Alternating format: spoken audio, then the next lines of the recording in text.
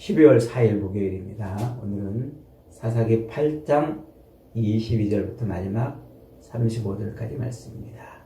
왕을 거절한 기드온 왕처럼 살다가다 라는 제목입니다. 왕을 거절한 기드온 왕처럼 살다가다. 오늘 본문은 미디안과의 전쟁 이후에 큰 승리를 거둔 그 기드온을 향해서 백성들이 우리의 왕이 되어주세요 요청을 하고, 그러나 기드온은 나는 너희의 왕이 될 수 없다, 하나님이 너희를 통치하시리라, 이런 멋진 말을 남기고 그 뒤에 에봇을 하나 만들고, 그리고 기드온이 어떻게 살았는지 그의 말년 노년의 이야기를 잠깐 언급하는 내용이죠.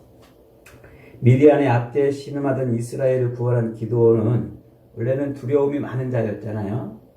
그 먹고 사는 것에 매달려서 그렇게 끙끙거리며 하루하루를 살던 그런 인생을 하나님이 불렀어요. 그리고는 그에게 함께 하셔서 그를 품에 안으셨다고 그랬죠. 그래서 여호와 샬롬, 내가 하나님을 도왔다, 하나님의 품에 안겼다 이러면서 제단을 쌓고 여호와 샬롬이라고 그렇게 이름을 해놨어요. 그리고 나서는 이제 하나님의 영이 임해서 많은 사람들을 전쟁에 불러내니까 32,000명이나 되는 많은 사람이 모였어요. 기드온이 갑자기 무슨 생각이 들었을까요? 그 많은 사람들 앞에서 자기를 과시하고 싶었어요. 하나님, 정말 미디안을 내 손에 붙이실 것이라면 이 양털을 한번 적셔보세요. 하나님, 정말 미디안을 내 손에 붙이실 것이라면 이 양털을 이번에는 말려보세요. 이러면서 자기가 하나님도 이래라 저래라 할 수 있는 그런 능력 있는 자인 것처럼 그렇게 자기를 드러냈어요. 이게 인간의 탐욕이에요. 아담의 그 타락 이후에 인간에게 있는 그 욕망이 항상 자기를 과시하고 자기 힘을 드러내고 싶어하는 그런 모습이죠. 하나님은 그런 기드온에게 그 32,000명의 병사들을 다 쫓아보내고 300명만 남겨서 싸움을 싸우게 합니다. 기드온의 힘으로 전쟁을 이기는 게 아니라는 거예요. 하나님이 하셔서. 그래서 기드온이 그 놀라운 사실을 깨닫죠. 그리고 나서는 뭘 들고 나갔어요? 나팔과 빈 항아리와 횃불을 들고 나갔어요. 나팔은 뭐라는 거예요? 그 전쟁이 하나님이 가나안을 정복하시던 그 여리고 전쟁과 같은 전쟁임을 보여주는 것이죠. 헤렘의 전쟁, 모든 것을 진멸하고 하나님께 돌리는 전쟁, 하나님의 언약이 성취되는 전쟁이라는 거예요. 그리고 횃불은 옛날 창세기 15장에 바로 그 횃불이란 말이에요. 쪼갠 고기 사이를 지나갔던 그 하나님의 횃불. 그러니까 그 싸움은 언약에 의한 싸움, 언약을 성취하기 위한 싸움이기 때문에 하나님이 역사하시는 거예요. 그래서 그 싸움을 승리를 이제 거두게 되지요. 그리고 나서 이제 백성들이 기드온에게 우리 왕이 되어 주세요 하고 이렇게 이제 요청을 합니다. 이 말은 이 백성들의 상태가 지금 어떤지를 단적으로 보여주는 거예요. 눈에 보이지 아니하는 하나님이 자기들의 왕이었잖아요. 그러니까 눈에 보이지 아니하는 하나님을 왕으로 섬기며 살아야 될 백성들이 눈에 보이는 것을 왕으로 삼고 싶어하는 욕망이 분출된 거예요. 그래서 이스라엘 백성들은 그 미디안의 압제 속에서 7년간 고통을 받다가 기드온이 미디안을 물리쳐 주니까 그 고통으로부터 벗어났어요. 그래서 이제는 자유와 평안을 항구적으로 누리고 싶어서 기드온에게 우리의 왕이 되어서 당신의 아들도 당신의 손자도 우리를 다스려달라 하는 거예요. 자기들의 왕이 되달라는 의미가 아니라 자기들의 삶의 그 평안을 유지시키는 일을 해달라, 그 얘기를 지금 하고 있는 거죠. 그래서 신명기 28장 1절부터 쭉 보면은 하나님이 이스라엘 백성들에게 뭐라고 말씀하고 있냐면은 내가 네 하나님 여호와의 말씀을 삼가 듣고 오늘 내가 내게 명하는 이 명령하는 그 모든 명령을 지켜 행하면 이라고 그래요. 그러니까 하나님의 율법의 말씀을 마음에 새기고 손목에 붙이고 미간에 붙이고 문설주에 붙이고 그래서 그 율법의 말씀을 따라 행하면 하나님이 어떻게 하신다고요? 그러면 이 모든 복이 내게 임하면 내게 이르느니 성읍에서도 복을 받고 들에서도 복을 받고 내 몸에 자녀가 복을 받고 토지의 소산이 먹고 짐승의 새끼와 소양의 새끼가 복을 받을 것이며 광주리와 떡반죽 그릇이 복을 받을 것이며 네가 들어와도 복을 받고 나가도 복을 받는 그런 삶을 살게 될 것이다 하고 말씀했어요. 그러니까 그런 삶을 하나님의 율법을 통해서 얻어야 되는데 그들은 지금 율법은 제껴놓고 뭘 통해서요? 눈에 보이는 사사, 자기들의 통치자를 통해서 얻고 싶어 하는 거예요. 그러니까 그들의 마음이 지금 어땠다는 거예요? 하나님의 율법은 안중에도 없는 거예요. 율법을 싹 잊어버렸다 하는 것을 지금 단적으로 좀 보여주고 있는 것이죠. 자, 그러면서 이제 이 기드온이 이제 백성들한테 나는 너희의 왕이 되지 않겠노라. 대신 하나님이 너희의 왕이 될 것이다. 하나님이 너희를 통치하게 하실 것이다. 이렇게 말해요. 얼마나 멋진 말이에요. 야, 참. 하나님이 너희를 다스리라. 여호와께서 너희를 다스리리라. 그런데 이 기드온의 이 말은 사실은 입술의 고백이었어요. 마음이 아니었어요. 자기 마음이.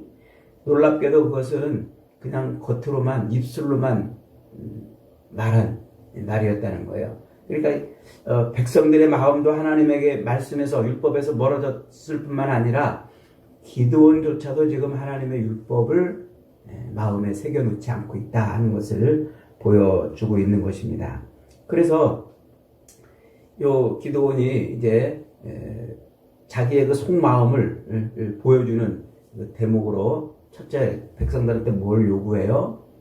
금 귀고리를 요구를 하죠. 탈취물 중에서 너희의 탈취물 중에서 귀고리를 나에게 좀 갖다 다오. 거기서 분명하게 오늘 본문은 탈취물이라고 좀 표현을 하고 있어요. 자, 여호수아에게 가나안 땅을 정복할 때 그 정복 전쟁은 무슨 전쟁이라고 그랬어요? 헤렘이라고 그랬죠. 헤렘 전쟁. 헤렘이라는 게 뭐예요? 하나님께 다 바치는 전쟁이란 말이에요. 그래서 여리고성을 정복할 때 그 아간이 뭔가를 이렇게 슬쩍 훔치니까 그것 때문에 하나님이 진노하사 아이성 전투에서 대패를 하게 했단 말이에요. 그러니까 그 가나안 정복 전쟁은 무슨 전쟁? 하나님께 모든 걸 다 바치는 전쟁이에요. 탈취물을 다 바치는 전쟁.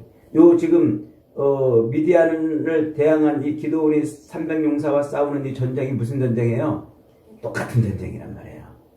여리고성을 정복할 때 그 전쟁. 그래서 여리고 전쟁 때 불던 나팔이 등장하고 그 다음에 횃불이 등장하는 그런 의미라고 그랬죠.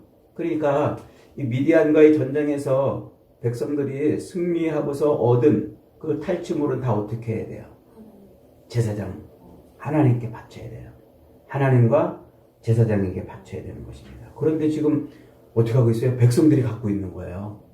그것은 이들이 지금 이 헤렘의 전쟁을 아간처럼 지금 자기 욕망을 채우는 그런 일로 썼다 하는 것입니다. 그래서 이제 금을 갖고 오라 그러니까 자기 주머니에서 막 금을 꺼내온 거예요. 그들의 지금 실상이 뭔지를 보여주고 있는 거죠. 자, 그렇게 가지고 왔는데 기드온은 또 그걸로 뭘 만들었어요? 에봇을 만들었어요. 에봇은 대제사장이 맨 제사장의 옷 중에서 맨 겉에 있는 조끼 같은 그런 옷이에요. 금으로 짜서 금실로 짜서 만드는 것이죠. 그 에봇은 이스라엘 백성들의 그 12지파의 이름을 새긴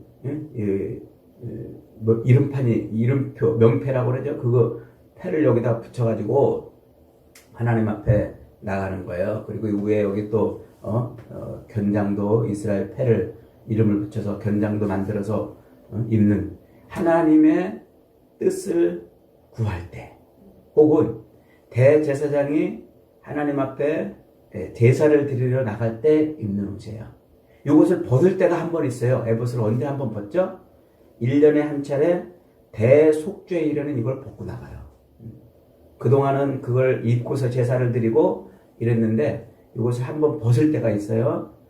그때는 이제 대속죄일에 한 번 이스라엘의 모든 죄를 용서받기 위해서 나가는, 제사장도 죄인이라는 거예요. 그래서 벗고 나가는데, 그렇게 이 에봇은 하나님과의, 인간 백성들과의 그 중재자의 역할을 감당하는 굉장히 중요한 상징적인 것이에요. 그런데 이 에봇이 사실은 무엇을 의미하냐면 이스라엘 백성들의 성막을 의미해요. 이 부분은 제가 레위기, 출애굽기와 레위기를 공부할 때 설명을 드렸습니다만은 그 성막을 입고 있는 거예요. 성막. 근데 성막이 뭘 상징한다고 그랬어요? 예수 그리스도를 상징한다고 그랬죠. 그러니까 그리스도를 입고 있는 그런 의미예요. 자, 그래서 이 에봇은 그런 용도로 쓰이는데, 요 기드온이 에봇을 만들었어요. 만들어 가지고는 오브라 자기 집에 두었어요. 그러니까 이스라엘 백성들이 그것을 음란하게 섬겼다, 이렇게 지금 말을 하고 있습니다. 이 음란하게 섬겼다, 이 말은 거기에 마음을 빼앗겠다, 이 말이에요. 하나님께 마음을 둬야 되는데 마음을 거기 뺏긴 거예요. 그러니까 바람이 난 거죠. 바람이.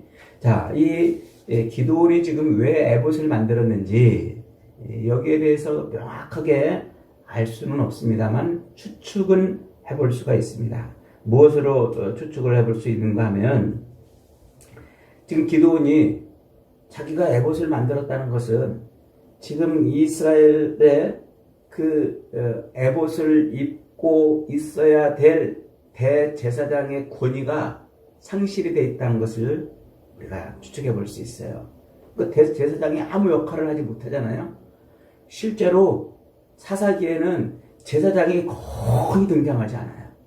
나중에 저 뒤에 17장 가면은 이제 떠돌이 레위인이 제사장이 미가의 집에 제사장이 되는 그런 이야기로 한번 등장을 하는데, 그러니까 지금 이 사사시대는 뭐라는 거예요? 제사장의 권위가 완전히 땅에 떨어졌다. 제사장이 존재감을 잃어버린 거예요. 왜 그럴까요? 왜 제사장이 존재감을 잃어버렸을까요? 하나님은 이스라엘 백성들이 가나안 땅에 들어가면 그들이 하나님의 기업의 삶을 살게 하시려고 장치를 마련해 두는데, 그게 율법과 또 바로 이 제사장들이에요. 그래서 실로에 성막이 세워지고 거기에 제사장이 거하면서 거기에 그렇게 있지만, 그러나 하나님이 이스라엘 모든 백성들을 통치하시는 분이심을 잊어버리지 말라고 이 레위 지파 제사장들을 48개 성읍에 다 흩어놔요. 흩어놓으면서 그들의 삶의 거주 공간을 마련해 놓고 백성들에게 뭐라고 그래요? 그들에게 11조와 예물을 드리라 그래요.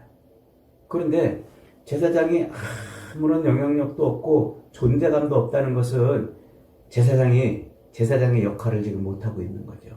왜 못하고 있을까요? 이스라엘 백성들이 하나님의 명령대로 제사장에게 제사 예물을 드리고, 그리고 또 11조를 드리고, 그걸 고리로 해서 요 실로의 성막과 연결이 된 그런 삶을 살게 만들었는데 제사가 안 드려지는 거예요. 11조도 안 드리는 거예요. 그러면 레위 지파 이 48개 성읍에 흩어져 살고 있는 이 레위인과 제사장들은 어떻게 될까요? 먹을 게 없는 거예요. 먹을 게. 그 생계를 위해서 할 수 없이 자기 성읍을 떠나서 떠돌이 생활을 할 수밖에 없어요. 오늘날 말하면 투잡을 뛰고 쓰리잡을 뛰러 이제 돌아다니는 거죠. 그러니까 그 시대가 지금 하나님과의 교제와 교통의 상실 시대라는 것을 보여주고 있는 거예요. 그러니까 아마 기드온은 그런 하나님과의 그 직접 교통하는 그 교제와 교통을 이루고 싶어서 에봇을 만들었을 거예요. 그런데 그걸 어떻게 했다고요? 그걸 이스라엘 백성들이 그 에봇을 통해서 하나님을 봐야 되는데 에봇의 마음을 빼앗겨버려서 그걸 우상처럼 섬기고 있다. 지금 이제 그렇게 말을 하고 있는 겁니다. 자, 그러면서 동시에 기드온은 지금 뭐라고 말하고 있습니까? 만일 자기가 진짜 하나님이 세우신 사사이고 하나님이 이스라엘을 통치하시는 자기 고백처럼 그런 분이 되기를 원했다면 자기가 에봇을 만들어 에봇을 둘 것이 아니라 어떻게 했어야 돼요? 제사장들이 회복되도록 그런 역할을 했어야 되는데 기드온은 그 제사장을 회복시키는 역할을 하지 아니하고 도리어 자기가 그 제사장의 역할을 대신하는 존재가 되었다는 거예요. 그것은 무엇을 말하는 거예요? 그것은 기드온의 마음속에도 이미 하나님을 왕으로 섬기는 게 아니라 자기가 이스라엘의 왕이 되고 싶은 그 욕망이 이미 있었다는 거죠. 그래서 앞에서 양털을 많은 사람들 앞에서 적셔보세요. 이번엔 말려보세요. 이런 행위를 하는 것이 되는 거예요. 그래서 결국은 이스라엘 백성들이 하나님께 갈 수 있는 제사장의 제도가 회복되는 일을 하지 않고 도리어 자기가 그 역할을 감당하기를 원했다고 이렇게 이제 말을 하는 거예요. 그래서 이스라엘 백성들의 그 타락, 그 죄된 습성이 변화되지 않고 도리어 그것을 우상으로 섬기는 그런 일들이 되었다고 이제 이렇게 본문은 지적을 하고 있는 것이죠. 그게 결국은 무화가 되었다고요? 기드온과 그 집안, 자기에게도 올무가 되었다. 올무가 되었다. 이렇게 본문은 말하고 있어요. 그러면서 이제 오늘 본문은 거기에 그치지 않고 다시 조명을 기드온에게 쫙 비추면서 기드온의 남은 삶을 쭉 설명해요. 기드온이 이제 고향에 돌아와가지고 남은 삶을 사는데 그는 아내가 많았다 그래요. 그 아내를 통해서 자식이 70명이나 나왔다고 그래요. 이야, 자식이 다윗이 자기의 아내 10명의 아내를 통해서 10몇 명의 자식을 낳잖아요. 70명을 낳으려면 아내가 몇 명 돼야 됩니까? 그러니까 지금 기드온은 마음속에 자기가 왕처럼 지금 군림하고 있는 거예요. 많은 아내들을 이제 모아내고 말이죠. 그 다음에 거기에서 또 첩도 있었어요. 31절에 세겜에 있는 그의 첩도 아들을 낳았으므로 그 이름을 아비멜렉이라 했더라 그랬어요. 이 아비멜렉이라는 말은 나의 아버지는 왕이시다 이런 뜻이에요. 그러니까 아들의 이름이 나의 아버지는 왕이시다 이런 뜻이에요. 그러니까 나의 아버지는 왕이다 하니까 그의 아버지가 누구예요? 기드온이에요. 그러니까 자기를 지금 왕처럼 표시를 하고 있다는 말이죠. 그러니까 백성들의 요청에 자신은 왕이 아니라고 하나님이 왕이시라고 고백했지만 실제로는 기드온이 자기를 왕처럼 생각하며 살았다는 말이에요. 그 율법을 어긴 사람이라는 말이에요. 그 말은 신명기 17장 14절부터 나오는 이스라엘 백성들이 가나안 땅에 들어가서 왕을 요구할 때 그 왕의 자격과 요건을 설명해주는 율법에 보면은 그 왕은 아내를 많이 두면 안 돼요. 아내를 많이 두거나 또 자기를 위해서 은금을 쌓아두면 안 됩니다. 그러니까 지금 성경이 뭘 얘기하고 있는 겁니까? 기드온이 자기를 왕처럼 여기며 살고 있는데 실상은 율법을 어긴 자라. 율법을 잊어버린 자라는 거예요. 자기가 만약에 왕처럼 살려고 그랬다면 어떻게 했어요? 율법대로 아내를 많이 두지 말고 은금을 쌓아두지 말고 그렇게 살아야 되는데 그는 아내도 많이 두고 자식도 낳고 심지어 첩까지 두었다는 말은 왕처럼 살되 율법을 어긴 왕처럼 지금 살고 있다 하는 것을 말해주고 있는 것이죠. 그러면서 자기 아들을 아비멜렉이라고 이름을 지을 정도면 그의 그 실체가 지금 어떤가 하는 것을 보여주고 있는 것이죠. 그러니까 이 기드온은 그렇게 결국 자기를 말로는 백성들 앞에서 여호와가 왕이라 이렇게 말하면서 실제로는 이중적인 율법을 버린 이중적인 삶을 사는 거예요. 결국 그것이 그 삶은 결국 악의 씨를 심어 놓은 것밖에 안 되는 거죠. 그래서 다음에 내일 우리가 묵상하겠습니다만 9장으로 넘어가면은 요 아비멜렉이 이 기드온의 70명의 자식을 한 바위에 올려놓고 다 머리통을 깨뜨려 죽이는 기가 막힌 일이 벌어집니다. 그러니까 이런 어처구니 없는 일들이 어디로부터 시작이 돼요?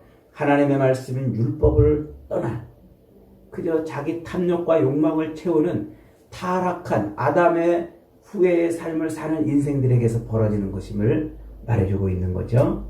결국은 그렇게 이스라엘 백성들이 지금 하나님의 율법에서 멀어졌고 그리고 자기 욕망을 채우는 삶을 지금 살고 있는 삶 상태라고 하는 거예요. 그래서 33절 이하에 보면 이렇게 말합니다. 기드온이 이미 죽음에 이스라엘 자손이 돌아서서 바알을 따라 음행하였다. 바알 브릿을 자기들의 신으로 삼았다. 그러죠? 돌아서서라는 말, 돌이키다 하는 말, 요게 슈브라는 단어를 지금 쓰고 있어요. 슈브라는 말이 뭐라고 그랬죠? 회개한다 이 말이잖아요. 회개한다. 돌아선다는 말이에요. 이것은 진정으로 자기 삶을 완전히 돌이키는 것을 말해요. 이게 하나님 앞에 회개하고 돌아올 때 슈브라는 단어를 쓰고 있는데 지금 그 말이 거꾸로 쓰고 있는 거예요. 거꾸로. 이스라엘 백성들이 지금 어떻게 한 거예요? 하나님에게서 완전히 돌이켜가지고 마음과 삶이 완전히 돌이켜서 바알을 섬기고 있다. 그래요. 이 바알브릿이라는 말, 바알이라는 말은 주인, 주, 남편 이런 뜻이에요. 바알, 내 남편 이럴 때 바알이라고 해요. 브리트라는 말은 언약이에요. 약속. 그러니까 나와 약속을 맺은 주인이다. 나와 약속을 맺은 언약을 맺은 남편이다. 이 말이에요. 하나님이 이스라엘 백성들과 자꾸 그 남편과 아내의 관계로 하나님과의 관계를 설명하는 이유가 바로 이거예요. 하나님은 이스라엘 백성들의 언약을 맺은 주인인 거예요. 그런데 지금 이스라엘 백성들이 하나님과의 언약 맺음을 깨트리고 언약을 맺고 결혼한 상태를 깨트리고 바알과 지금 언약 맺은 상태로 돌아섰다. 그러니까 그걸 다른 말로 말하면 바람났다. 간음하고 있다. 이거예요, 지금. 부부가 서로 결혼해가지고, 뭘로 서로 부부가 하나 돼요? 언약으로 하나 되잖아요. 우리 부부 서약하잖아요. 그 언약을 내 상대 배우자랑 언약을 맺은 상태를 지금 깨트리고 다른 사람과 언약을 맺는 상태. 이게 바람난 거, 이게 영적인 간음이다. 그런 말을 지금 하고 있는 거예요. 그래서 단순한 우상숭배가 아니라 아예 마음이 그냥 돌이켜가지고 바알을 언약 맺은 대상으로 그렇게 섬기고 있다는 거죠. 이걸 배교라고 말해요. 배교. 그냥 이렇게 무슨 하나님도 섬기고 뭐 우상도 섬기고 이게 아니라 그럴 수 없는 상태라는 거예요. 배교. 하나님에게서 돌아섰다. 그러면서 그들이 34절에서 이스라엘 자손이 주위의 모든 원수들의 손에서 자기들을 건드리신 여호와 자기들의 하나님을 기억하지 않았다. 이 기억하다라는 말, 기억하다, 자카르라는 말을 쓰는데 기억하다라는 말은 이것은 단순히 옛날 일을 잊어버렸다 이게 아니고 기억하다 이 말은 언약에 근거한 삶을 살다 이런 말이에요. 그러니까 기억하지 않았다 그러는 것은 언약에 근거한 삶을 안 살았다 이 말이에요. 창세기 8장에 보면 하나님이 노아와 그 동물들을 기억하셨더라 그러잖아요. 그러니까 그 기억하셨다는 말은 저기 노아가 있네? 아 그렇구나. 이렇게 그냥 알아채는 정도가 아니라 뭐라고 그랬어요? 언약에 근거한 삶을 살아내는 것을 기억한다 이런 말이라고 그랬죠? 그러니까 하나님이 노아와 그 동물들을 구원해내는 것은 언약을 기억해서 하나님이 구원해냈다 이런 의미라고 그랬잖아요. 그러니까 지금 이스라엘 백성들이 하나님을 기억하지 않았다는 말은 그 언약에 근거한 삶을 살아내지 않았다. 총체적으로 이렇게 봐도 하나님을 배교하고 저렇게 봐도 하나님에게서 떠났고 이렇게 봐도 이스라엘은 하나님과의 그 언약 관계를 끊어내버렸다는 것이죠. 그래서 그 마지막이 뭡니까? 35절에 여룻바알이라는 기드온이 이스라엘에게 베푼 모든 은혜를 따라 그 집을 후대하지 않았다 그랬어요. 후대한다 이 말을 이 말이 아사 헤세드라고 이렇게 말을 표현을 해요. 아사 헤세드. 헤세드라는 말 많이 나오죠. 이제 선지서에 가면 많이 나올 거예요. 헤세드. 헤세드라는 말은 언약에 근거한 사랑이란 말이에요. 언약에 근거한 사랑을 베풀지 않았다. 이스라엘 백성들이 지금 그렇게. 그리고 하나님과의 언약을 잊어버리니까 그들은 그 삶 자체가 언약에 근거한 삶을 살지 못하는 거예요. 그래서 다른 사람과 또 심지어는 자기들을 구원해준 이 기드온의 그 집안에 대해서도 언약에 근거한 삶을 살아내지 못하게 되는 것이죠. 결국 이것이 지금 이스라엘의 총체적인 모습이다. 그럼에도 불구하고 하나님이 어떻게 하신다? 그들을 버리지 않고 끝까지 구원해 나가시는 게 바로 이 사사기의 이야기인 겁니다. 여러분, 그렇습니다. 우리 인간은요, 하나님의 은혜의 손이 거두어지면은 끊임없이 욕망과 탐욕을 분출시키는 그런 존재예요. 우리가 하나님 안에 있다고 금방 거룩한 성인이 되지 않아요. 우리가 예수 믿는다고 금방 의로워지지 않습니다. 하나님이 단지 우리를 의롭다 여겨주실 뿐입니다. 이걸 놓치면 안 돼요. 그러니까 우리 자신은 조금이라도 하나님이 은혜의 손을 거두시면 죄를 짓지 못해서 안다라고 우리 욕망과 욕심을 채우려고 몸부림치는 그런 존재인 거예요. 그래서 늘 우리는 하나님의 은혜의 손 아래 있기를 소망하고, 그리고 우리와 언약을 맺으신 예수 그리스도, 그분이 우리 삶을 통치하기를 소망하고 또 우리의 삶을 내어드려야 되는 겁니다. 여러분, 오늘도 우리 안에 있는 욕망과 탐욕이 꿈틀거리고 올라오는 이것을 하나님의 말씀으로 제어하고, 그리고 우리의 진짜 언약의 당사자인 예수 그리스도, 그분만을 우리의 신랑으로 섬기며 그분만을 우리 삶의 주인으로 섬기며 살아가는 복된 인생들이 다 되시기를 주님의 이름으로 축복합니다. 아멘.